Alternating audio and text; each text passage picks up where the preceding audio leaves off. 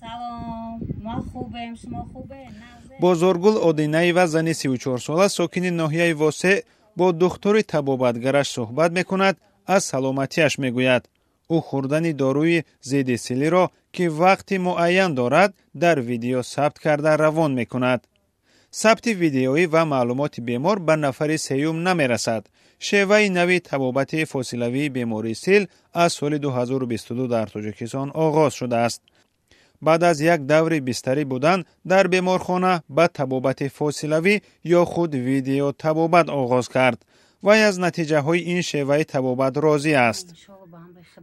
حس میکنم خودم که نغزم همه کارا میکنم که جای خبر میکنن میرم مثال در مرکه اشتراک میکنم که جای دعوت میکنن میرم اشتراک میکنم مثال میفهم که سلامتیم خوبه حاضی سلفه هم ندارم مثال یگام تاو تست هیچ ندارم میفهمم خیلی خدا را شکر با روز انالیز سپورن با این انالیزم با تازه برامد خیلی خرسان میشم هزاران بار شکرانه خدا هیچ وقت ما دل شکسته نیستم. بزرگل اودینایی و زنی تنها است. زندگی خود و فرزندانش را تنها پیش میبرد ولی او خوشبین است و برای شفای خود تلاش میکند. در محفل ها به مردم درباره بیماری سیل و طبابت شونده بودن آن صحبت میکند چیزی که خودش تجربه کرده است.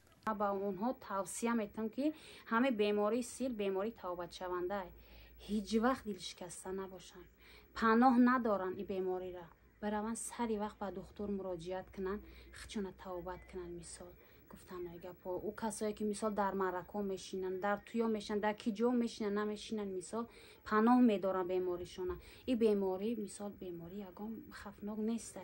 نفرانی که با ویدیو طبابت جلب شدند میگویند آنها زود به بیمارستان نمیروند. با استفاده برنامه ویژه ویدیو طبابت طریق تلفن هوشمند که برایشان دادند با پزشکان سیلشناس تماس میگیرند. سعید مدثر سفرزاده مرد 34 ساله از یک دهه ناحیه میر سعید علی حمدانی نیز میخواهد بیماریش را طبابت کند. او بعد آنکه زیر نظارت پزشکان با پاخص ویدیو طبابت سیل را نیز پشت سر کرد و حالا مرد کاری کرده خانواده را تأمین میکند. سعید مدثر گفت طبابت بیماری آسان بود.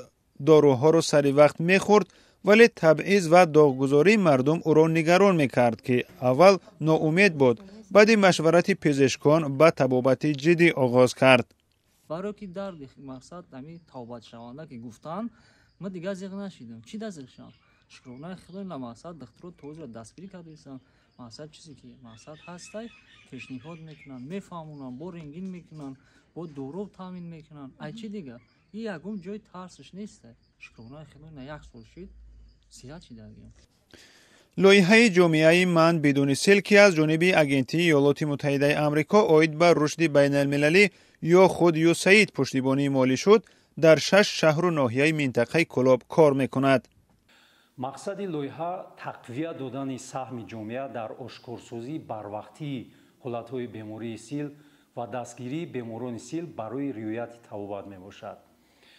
با این راه ما میخواهیم دریافت حالتهای بیماری سیل را با سهم جامعه افزایش دهیم و در برابر آن شفایابی بیماران را با استفاده از روش‌های اینوواسیونی طبابت زیاد کنیم. این دکتری است که صحبت ویدئویی بزرگل و دیگر بیماران سیل ناحیه خود را که طریق ویدیو طبابت میگیرند تماشا میکند به آنها توصیه میدهد. از ماه اپریل سال 2022 تا آگوست سال جاری 567 نفری که بیماری سیل و 25 نفر با سیل نهانی داشتند به طبابت فرا گرفته شدند. بیماری سیل یک بیماری اجتماعی است. از بخش تندرستی ولایت ختلان گفتند که سالهای اخیر طبابت بیماری بهتر شده گرفتاران سیل کاهش یافتند.